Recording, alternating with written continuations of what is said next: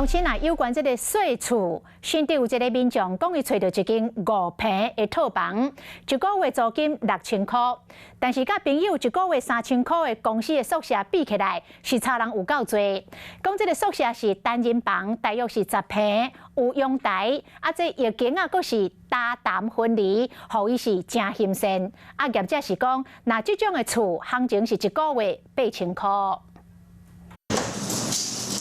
在家日日好，出国条条难。下班等来到租厝所在，拢希望舒适房间通休喘。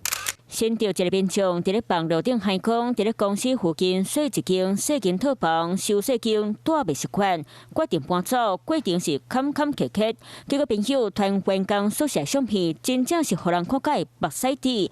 朋友的宿舍真阔10平，单人套房附近搭个淡粉气，清气淡淡，而且光线真好，佮有装平影，一月日租金3000，家己税厝细细间5平，袂输少人，光线佮歹，一月日买6000。真正是对心肝，网友嫌先讲3000块住伫咧遮有够梦幻。不过那是人家的员工宿舍，所以我也不是很感觉就不是开放给外面人的，它算是一种员工优惠吧。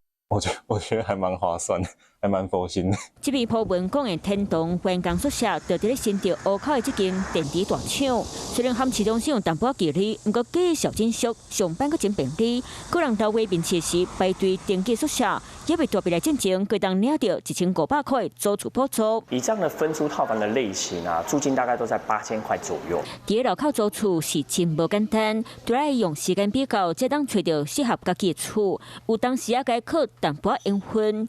这么好的员工宿舍公开，嘛上班族大家都拢欣赏。你好，我是宋彦明。想掌握最及时的新闻资讯吗？赶紧订阅、按赞、开启小铃铛，锁定华视新闻 YouTube 频道。